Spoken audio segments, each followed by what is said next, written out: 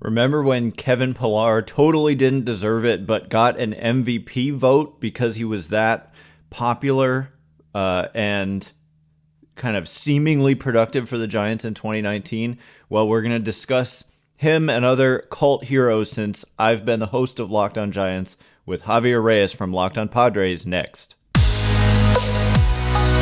You are Locked On Giants, your daily San Francisco Giants podcast. Part of the Locked On Podcast Network, your team every day.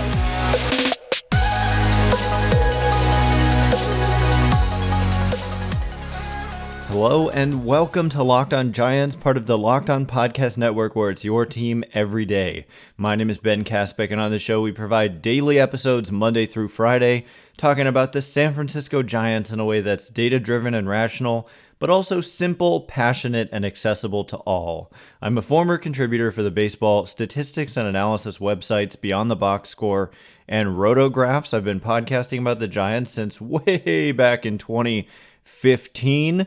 I've been hosting this show coming up on 5 years, and I'm a lifelong fan. Thank you for making Locked On Giants your first listen every day. We're free and available wherever you get your podcasts, including YouTube. Check us out there if you haven't already. Please hit that thumbs up button, that subscribe button, wherever it is that you're following the show. Today's episode is brought to you by FanDuel. Make every moment more. New customers join today, and you'll get $150 in bonus bets if your first bet of $5 or more wins. Visit FanDuel.com/lockedon to get started. And where we get started, I just want to tee it up for this conversation I had with Javier Reyes from Locked On Padres, discussing, because last week we discussed the most unpopular and hate is a strong word, but hated players on our own teams since we've been hosting our shows, which has been about 5 years each. And then we decided afterwards we wanted to do kind of the opposite, which is the kind of cult hero players that weren't the stars of the team, but yet were extremely popular. And so there are a lot of Giants. I mentioned Kevin Pillar and how he got a freaking MVP vote, even though there was no reason, objectively speaking, that he should have received one. So anyway, without further delay, here is my conversation with Javier Reyes when we remember some guys and just talk about some good times with some players that were beloved on the Giants and also the Padres. Ben, ready to get the show on the road? I am. I'm looking forward to it because, like you said, I'm looking forward to hearing who the Padres guys are because Giants fans know their guys. Yeah, and it's I think it's gonna be interesting for the listeners of the other team to hear the stories behind the guys, because you might not know it. As a Giants fan, I'm gonna be like, really? Y'all love that guy? Yeah. And I think vice versa. So it's a cool idea, and I'm ready to get it rolling. Absolutely, man. I'm going to toss. Nope, I once again forgot to bring a coin. I did this last week too, where I forgot the coin. First. Yeah, typical, I guess. I got a iPhone. You want to flip your iPhone? I got this little swatch. One side is leather, one side is like a sticker. There's got to be like a flip a coin app online, right? No, just do this. Sticker or leather. You got to go leather. That's something in baseball, so. Sticker. Okay, there we go. So you get to go first. I am going to guess, though, one of them.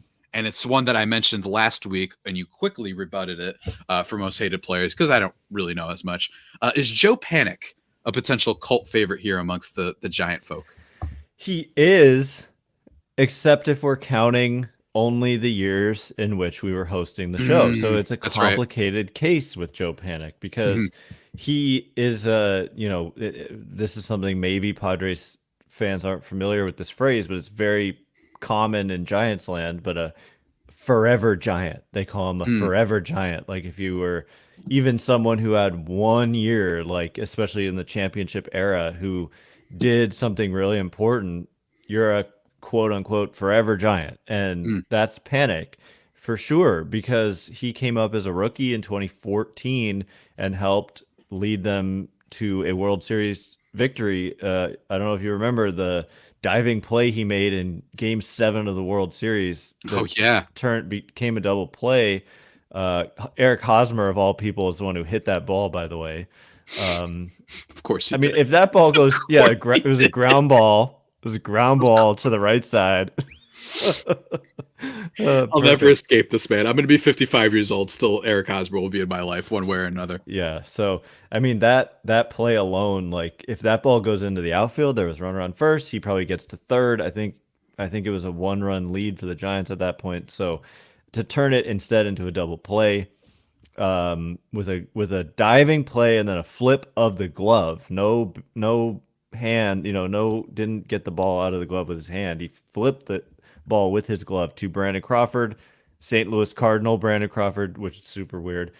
Just had to throw that out there. And then they win Game 7, of course. And so that play, I mean, all you got to do is make one play in a Game 7 of a World Series, and you will never be unpopular. So yes, in that way, he is a cult hero. But when I was hosting the show, by that point, he was kind of not. I think people still loved him, and the casual fan probably still kind of thought he was really good, but he just kind of did not turn out to be as good as it seemed at first that he would be. And then eventually he had kind of an unceremonious end to his Giants career, played a little bit in some other places, I think the Mets, and then kind of just fell out of the game because he just wasn't performing. But so he doesn't really count. If the rules are that when we were hosting, were they like a cult hero or whatever we're calling it? Yeah, I'm gonna say stretch it a tiny bit. No, I'm gonna say popular, yes, but like I think borderline no for the reasons that I just described. Okay, so then give me one. Oh, okay. Yeah, so let's go back to that same era. Yeah. Maybe because I started hosting in 2019, almost exactly 5 years ago. Mm-hmm. And in that season, there were quite a few guys. Actually, like 2019, 2020, where they just had some guys, and it kind of all came together in 2021 when they won 107 games with some of these guys. But one guy who stands out right off the top is Stephen Vogt. And this guy, this guy was so popular everywhere he went. And from what I understand, if the Giants weren't able to get Bob Melvin away from the Padres, he was still under contract. Like that, AJ Preller could have just said no, but they didn't get along. Yeah. From what I understand, they Vogt was their second choice, and I get why. I mean, he's an extremely good people person. He's hilarious. He is humble. He's been through a lot in the game. Pretty much anything you can think of, he's been through it. And he had a great year being Buster. He was like one of the better kind of backups to Buster Posey that they ever had, if not the best, because he was a lefty. He could give Buster Posey a day off against a tough righty, and he just performed. And so Stephen Vogt, both for his performance on the field and for his just great vibes and aura, definitely a hero, cult hero in 2019 for the Giants.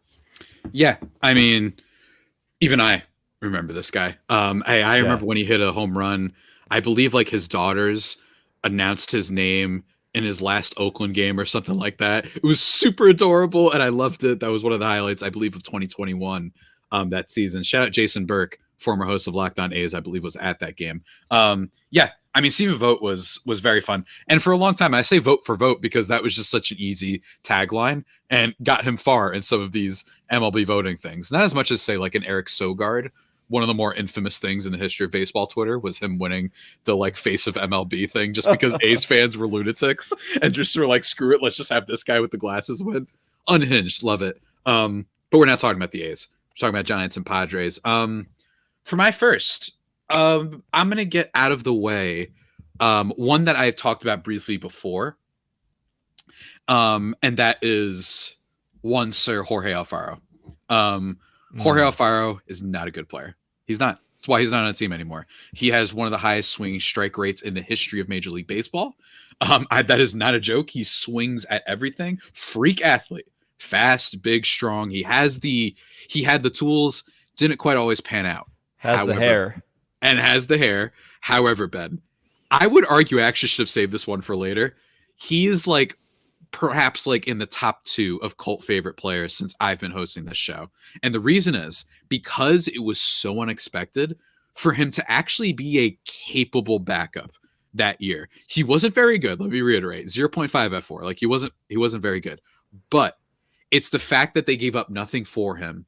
And he was so bad previously for the Marlins, partially because they were putting him in left field for some reason. Unserious organization, the Marlins. Weird. They were putting him in left field, so that didn't help. But the big thing was in high leverage situations with the Padres, specifically that 1 year, I believe he had a 120 WRC plus in high leverage situations, and he broke the record for most game-winning RBIs in a single season for Padres players.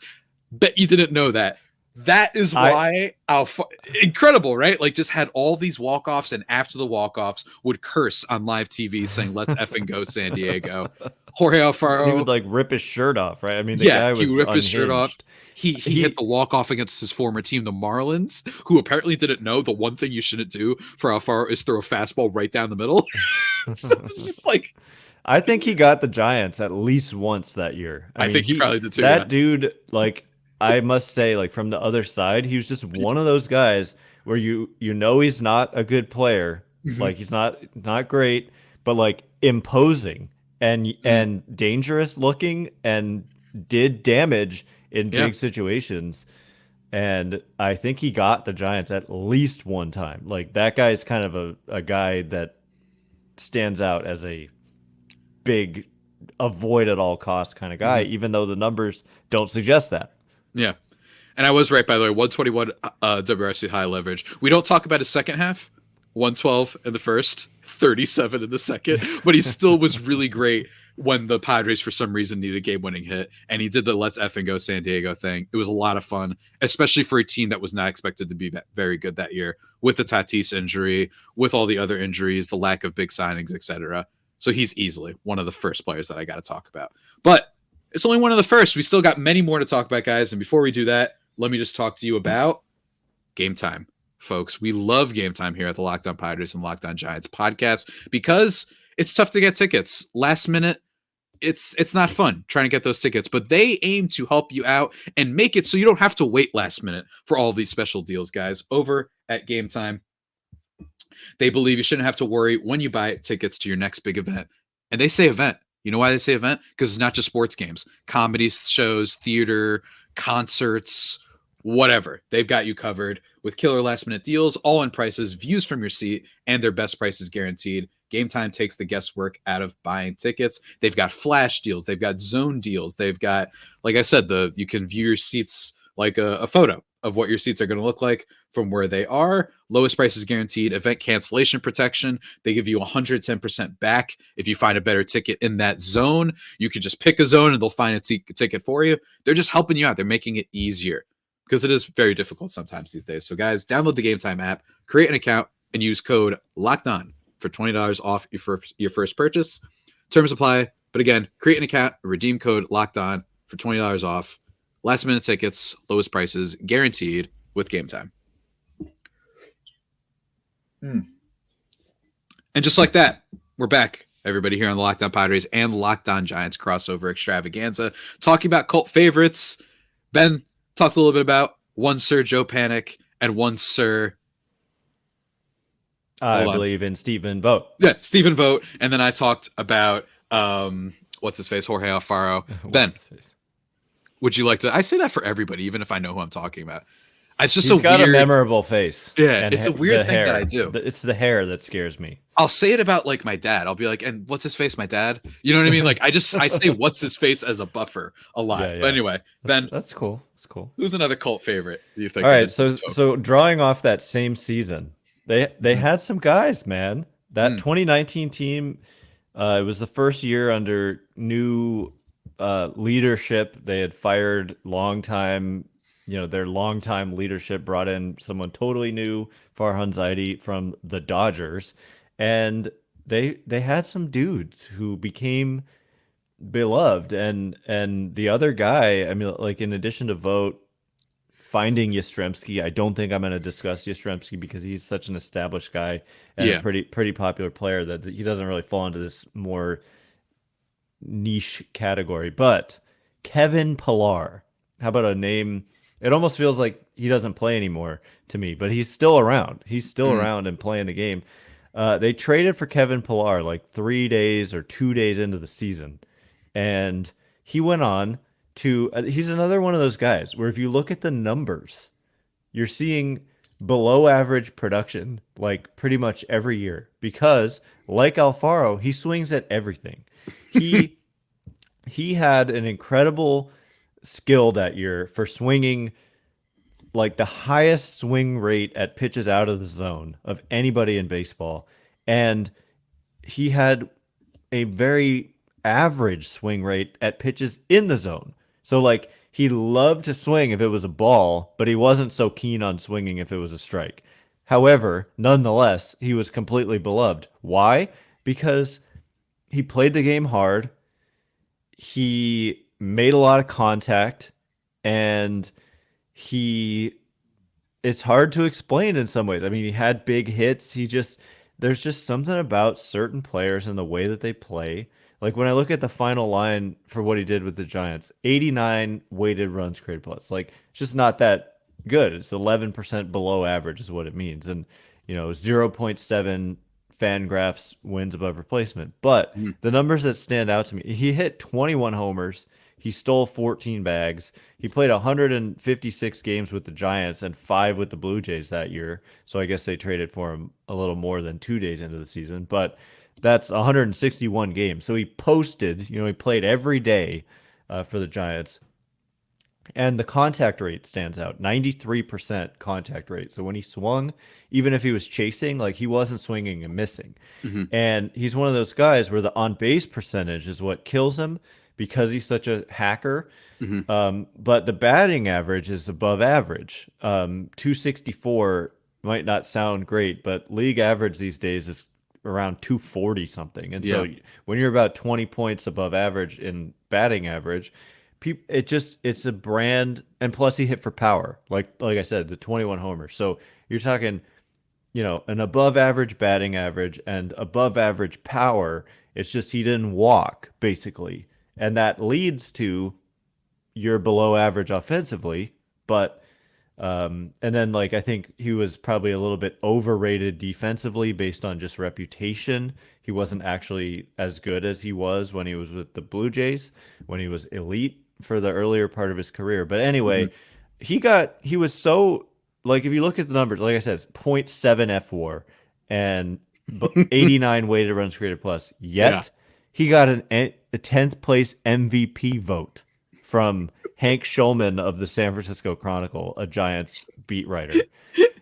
That's the kind of like brainwashing that Kevin Pillar did to people, like into thinking he was like really good, like deserving of a being a top. It's just, I mean, it's an objectively insane that he got an MVP vote. But at the same time, I get it, like because he was something about him. Yeah, there's just something about him. He was just a grinder and a gamer and blah blah blah. All the adjectives I can throw out there. So that's my guy number 2, both in 2019. So Giants didn't have a great record, but they had some fun guys.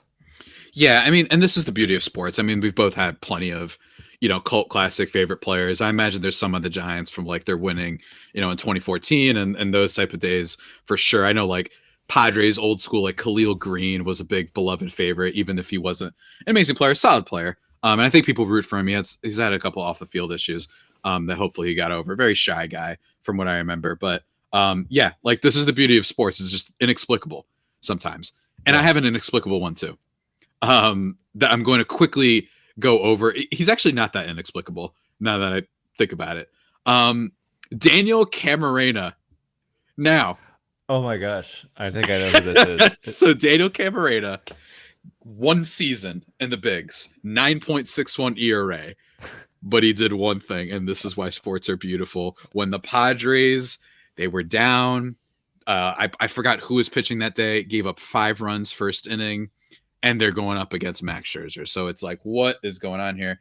And then Daniel Camarena hits a grand slam against Max Scherzer, essentially chasing him out of the game, bringing the Padres right back into it. That's it. That's the moment. Basically his whole career. And if I'm Daniel Camarena, I am flexing that wherever I go. If I'm at a bar trying to hit up somebody, hit up a romantic partner, I'm like, hey, you want to see something cool? You know what I mean? I'm pulling up the video. Shouts to Camarena. And shouts to Don Orsilla's call. Camarena, it's a slit. Like the way he like slowly loses his mind over the call. It's so funny. I was watching that, I think, live, to be honest, and it was amazing. It was unbelievable. So I mean, funny. he's like a relief pitcher, right? I mean, he didn't start that game, and he's like, it takes Scherzer deep. And the guy, like an unestablished relief pitcher, and I believe that it was like the first grand slam he ever gave up to a pitcher or something like that too. So or first home run given up to a pitcher, something crazy like that. Yeah. And Scherzer was stunned. Unfortunately, some may say the universe conspired against us to then make it that Max Scherzer would go to the Dodgers instead of us after that same year.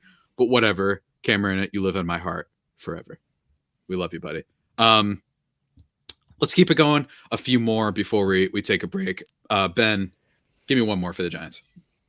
I've got so many to choose from. How about this is a good one because there's a Padres connection here. Alex Dickerson. Alex 2020, Dickerson, he was awesome. Yeah. Former Padre. Like this guy, he came up, I think, or not came up, but they traded for him. Franklin Van Herp is who they gave up for Alex Dickerson, a pitcher who pitched on like Team Netherlands. I always thought it was Van Gerp, but it's, I think, pronounced Van Herp. Anyway, that's beside the point. Alex Dickerson came up in 2019. They traded for him, and then he debuted for the Giants in 2019 and just lit the world on fire. And the Giants had the best record in baseball in the month of July, and Alex Dickerson had everything to do with it, his arrival. And he just kind of changed the like the tenor of that team. And it led to a better 2020, I would argue. And it led to a crazy 2021. There were just like good vibes that started to accumulate with some of these players. And Alex Dickerson was right in the middle, along with Kevin Pillar, along with Stephen Vogt. And then in 2020, Alex Dickerson, I'm going to pull up the numbers just really quick because I want to, Corey Dickerson is who I accidentally clicked on. But I've done that like 7 times for some reason with the same player. Yeah. Yeah. If you write Dickerson, that's the one that's going to pop up. Yeah. So in 2019, 112 weighted runs created plus, which is not the most amazing. I think he kind of cooled off. He played some games with the Padres. Minus 20 WRC plus with the Padres. Hit 158 with a 158 on base and a 158 slugging. And then he goes to the Giants. What people do for us, yeah. And he hit 290, 351 on base, 529 slugging. And then the next season, the abbreviated season, of course, hits 298 with a 371 on base and a 576 slugging. Yeah. 149 weighted runs created plus. So he just had that second half of 2019 and all of that shortened season in 2020 where he was just an awesome bat. And then 2021, ironically, the year when they actually win 107 games, he kind of fell off. And then the next year he goes to the Braves and he completely fell off, and that was it, and he's out of the game. So he was just a flash in a pan, but for like half a season and then a whole partial season, 2020, he was awesome and a total cult hero for the Giants. Absolutely. What a great pull. I remember him, and I remember him hitting against the Padres in that year. He was probably one of the main reasons why they struggled sometimes to play against the Giants that year, even though they ended up getting the best of them. But still, good player for them for a short time. Very good pull. But speaking of very good pulls, folks, I'm about to pull up another ad because this ad you guys are familiar with. It is always there for you. It is fantastic. It is FanDuel. Not my best transition, but whatever. We power through. Get tickets. Not tickets. Get buckets. Ugh. Off to a rough start. Get buckets with your first bet on FanDuel, America's #1 sports book, because right now new customers, $150 in bonus bets if your winning bet is $5. Very, very cool stuff. Go check them out. And look, yeah, basketball's on a roll right now. The Warriors have been heating up and whatnot. They just kicked the Wizards' butts the other day. Shocker. Congrats to them on letting go of Jordan Poole. Very good decision. Jordan Fool, some would call him. Not to make this a Jordan Poole podcast, but you could bet on all sorts of stuff. You want to bet on Steph Curry threes, you can do that. Chris Paul assists, Draymond Green ejections. They help you out there at FanDuel. You know what I'm saying? But seriously, go check it out. And also, they've got stuff on hockey. They've got MLB futures. They've got March Madness is coming up soon. Women's, men's, everything. Really cool stuff. And of course, obviously, keep it locked in for the baseball stuff. That's going to be a lot of fun. May even talk about it on these here podcasts, either of us. So go check that out, guys. Bet on all of your favorite players and teams. FanDuel.com/lockedon and shoot your shot. Official sportsbook partner of the NBA. Ben, let's wrap this bad boy up. Let's keep talking about some of our role players that we've come across these past few years. I've discussed so far Jorge Alfaro and Daniel Camarena, and I feel that now we're in for another banger. Before we get into the rapid fire, I got to talk about him. He's still on the team, man. They just brought him back. It's Jurickson Profar. And this one is one that is not a former, or everyone we've talked about so far for the most part is someone who used to be on the team, or at least isn't as relevant anymore, while Profar is still kind of hanging in there.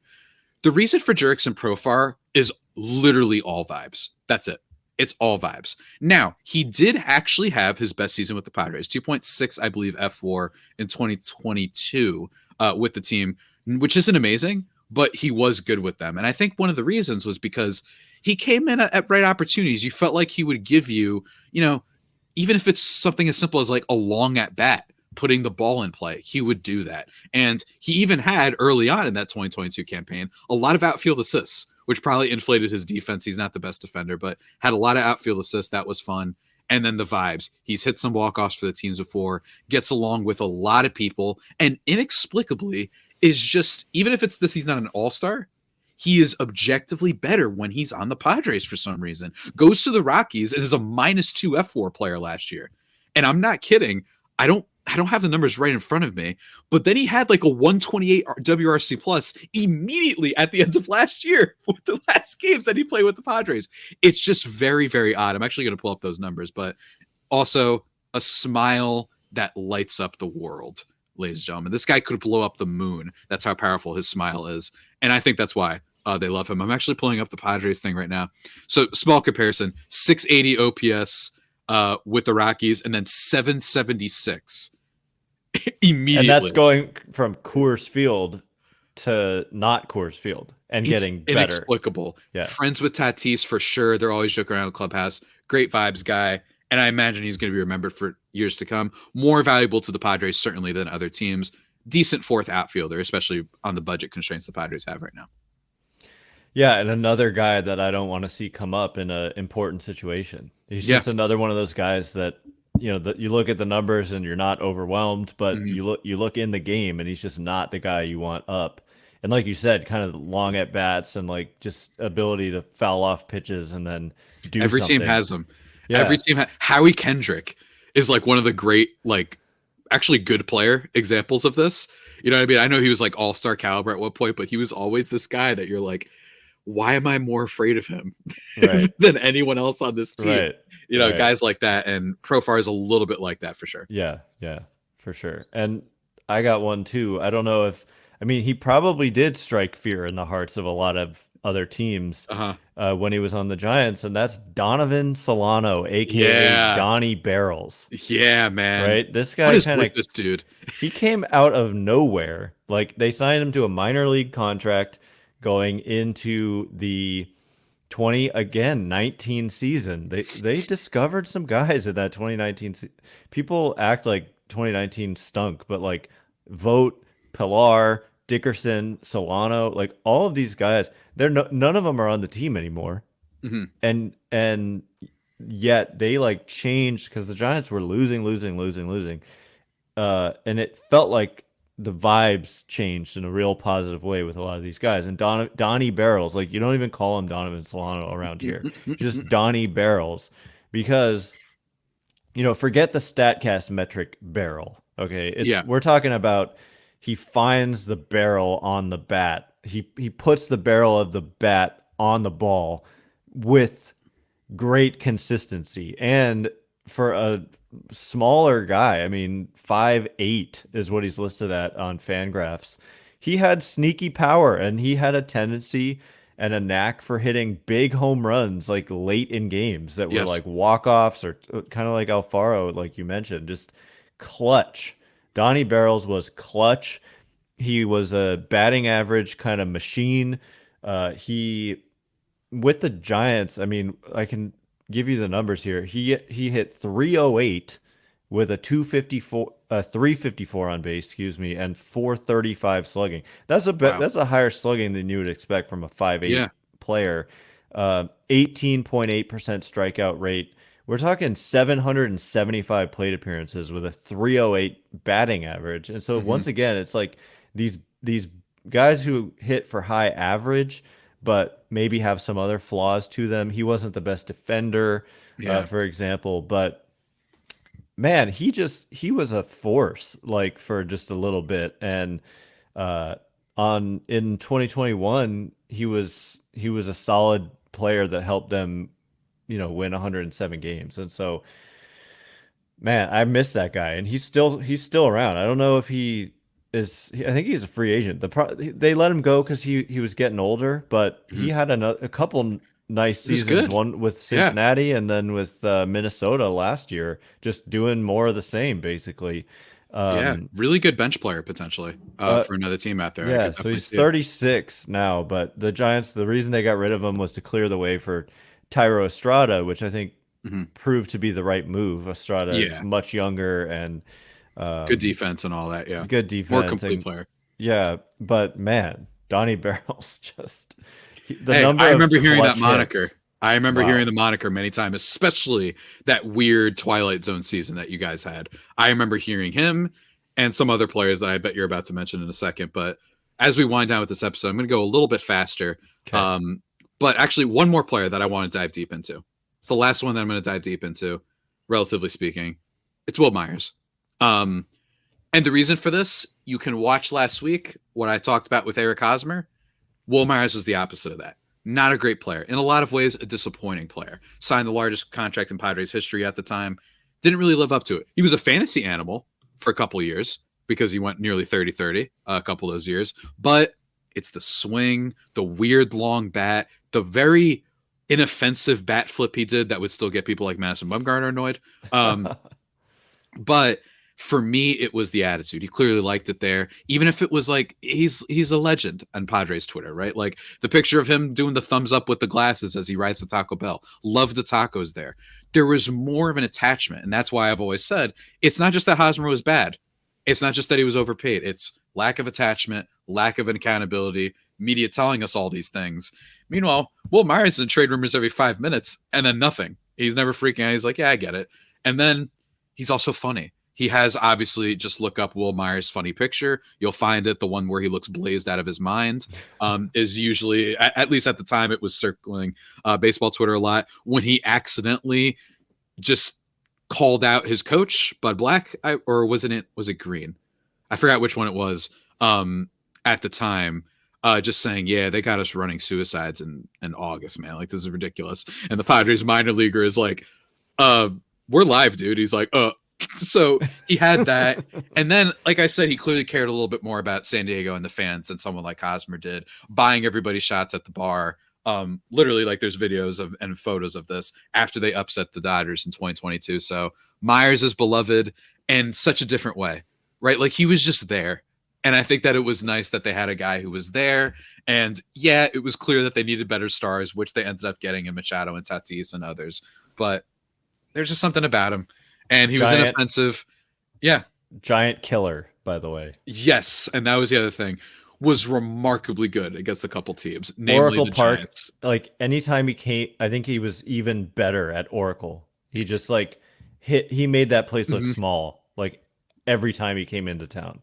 And then also 2020 was the one year where he was objectively an elite player. For some reason, now it's 2020, that's why. But he was just the most clutch player ever. Had multiple hits. Him and Tatis in the playoff series against the Cardinals. It was the first time in Major League history that a pair of teammates both hit 2 home runs in the same game. That was Will Myers went deep twice. Tatis went deep twice, including the one that gave you the MLB The Show cover. So he's got a little bit of that to him.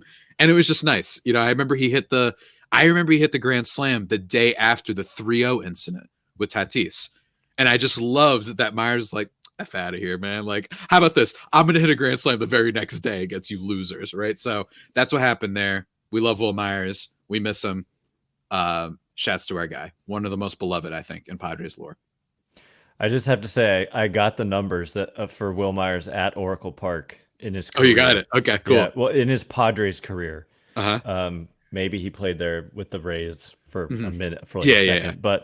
But 235 plate appearances, 273 average, 349 on base, 517 slugging, a weighted runs created plus of 131 compared to in his career 107, and with the Padres 111. And so he just was much better than his career norms at one of the toughest hitters, toughest places to hit in all of baseball. And that's like that slugging of 517.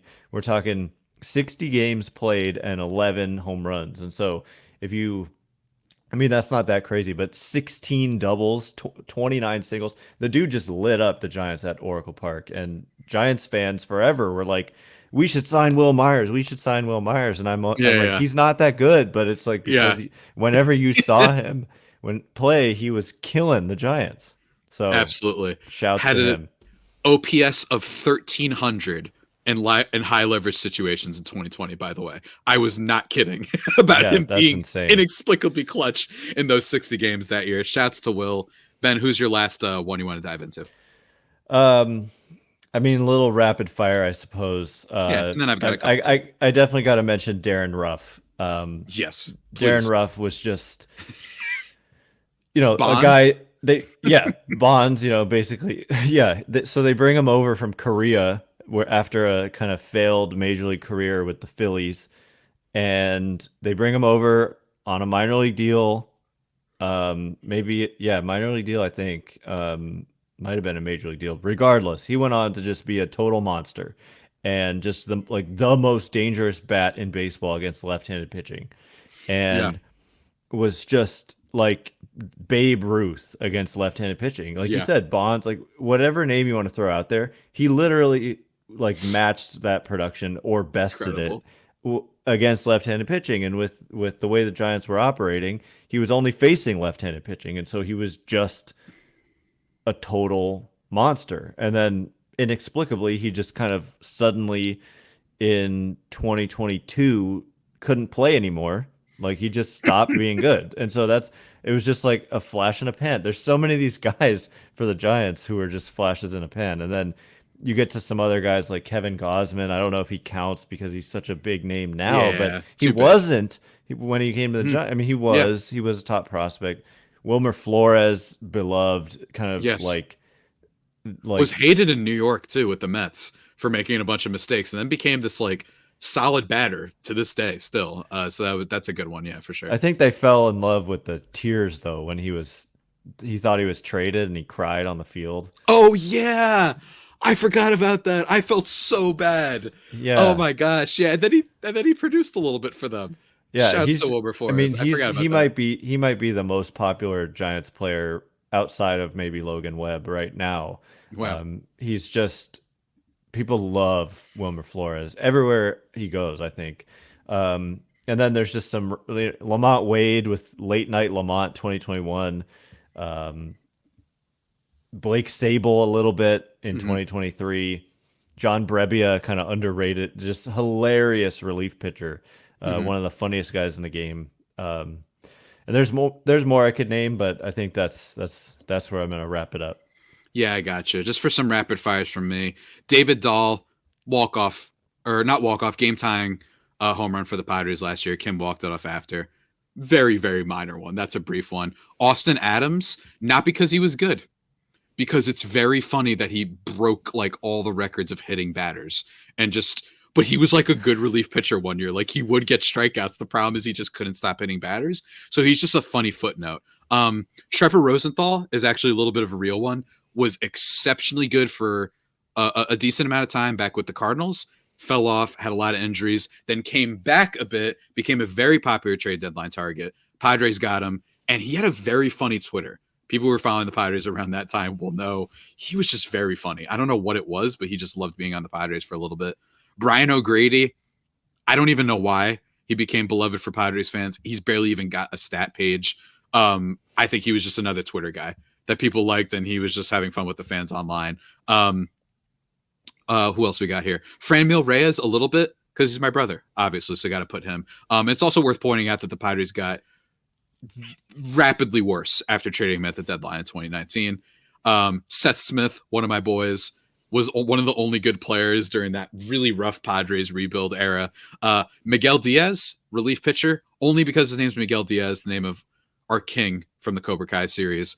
And then last, and certainly not least, and I don't even think I got to explain why, James Shields, you know? Oh my gosh. We love you, bud. We love you, buddy. We love you very much. Thank you very much. And you were good for us as a pitcher. So it's not just the other reason. James Shields. But it's also because Big Game James, he was actually pretty good for the Padres too. Postseason numbers are horrible. And he has the nickname Big Game James. Look him up. I know.